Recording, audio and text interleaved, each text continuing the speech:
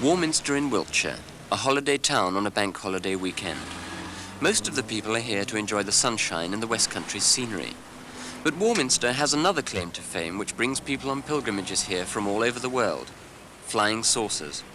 Most weekends the enthusiasts gather on the two hills that look down on Warminster to watch the flying saucers go by. But this weekend there's a bonus, a prediction that a flying saucer will actually land here. And as the crowds are gathering to witness this spectacular event, the man who put Warminster on the map as a flying saucer centre is getting ready too.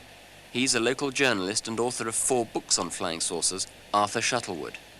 What sparked your interest in the first place? Well, simply the fact that I'm a news reporter in this area, and of course I have to report every item of news that comes in, and this was such extraordinary news, if true, of course, and so such reputable people were coming forward, you know, such as the head postmaster of the town, a vicar, his wife, his 3 children, hospital physiotherapist, hospital matron, an army major who alleged that his car was virtually stopped dead at 40 miles an hour. These sorts of people have to be trusted, you know, for their integrity, viewed from a reporting viewpoint. So I reported the stories. And what actually converted you into believing that these really were things from outer space? Well, simply the only thing that can convert one into a belief into these quote objects unquote, and that's a visual experience oneself. Once one sees for oneself, that's it, and nothing will deter you from your absolute belief from then on. How many of these things would you say that you've now seen in total? I've seen an average, personally, and I'm not boasting, I assure you, of 2 per week in the last 7.5 years, so it's getting on for about 800. It's 10 years now since the first unidentified flying object was sighted at Warminster. So on this anniversary it wasn't surprising to come across a number of Britain's experts on UFOs, like Rex Dutta. He's confident there'll be a sighting, but sceptical about a landing tonight. There are many other places where saucers now do a repetitive pattern. They keep coming back to the same district. Warminster is one such. Others are here. Wanstead, Kettering, Ormsk, they're in Scotland. There are lots of these places. And the new pattern, saucers have been sighted now since 1947 in repeated patterns. And the new trend is repetition coming back to the same place. They've done terrific demonstrations and there may well be a sighting. But I'll bet you anything you like, unfortunately there won't be a landing. For the first hour, there was nothing to shake the skepticism of a firm unbeliever like myself. Then, suddenly, at 11:35, it all started to happen. Look at these! Quick! Quick, quick, quick! Look! Oh, yeah. Flashing. Yeah. Rex! Do you see them? Well, we've definitely just seen something, and I'm bound to say that I've got no explanation at all as to what it might have been. Unfortunately, it was too far away to be seen by our cameras, but it was quite high up in the sky, and what it consisted of was 2 lights bending over towards each other about that kind of angle, flashing on and off and disappearing away from the camera.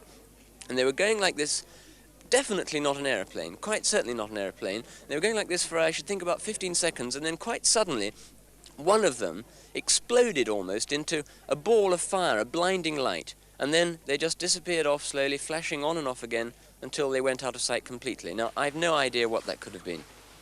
What do you reckon it was that we saw just then? I should think it was an actual surrounding of Warminster, the UFO, which is mainly seen over Warminster and surroundings, and that's what I would definitely put it down as.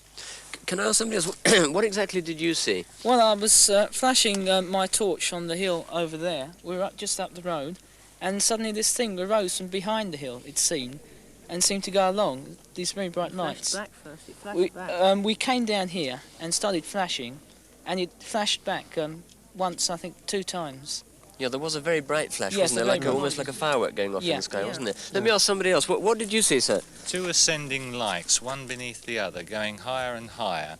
And then there was, as you say, like a photo flash, almost coming from one of them. And to me, that's nothing else. It is positively a UFO, or 2 UFOs, to be quite frank. 2 flying saucers, if you want to use that word. Was it a good one from your point of view? Yes, it was. I've been coming up here 3 years, and that's one of the best I've seen. And I haven't had a lot of positive sightings myself, but that, to me, is a positive sighting. I've seen satellites, thousands of them, pass over here. That was no satellite. Rex Dutta, we've had something for our money this evening. What do you reckon it was? Typical sighting. You would notice there were two, and they were alternating. Sometimes one was brighter, sometimes the other. Intelligent operation, appealing mind to intelligent people. Then the intense brightness which came, and the alternation was random, yet significant. Now, that intense brightness, was it an answer to that signal? Possibly. Was it a time when they materialize intensely? Possibly. Because they appear and disappear, not go away. These are all seen so many times in so many places. And please, this is one occasion the BBC itself, by its own cameras, with its own crew, has seen two. Congratulations.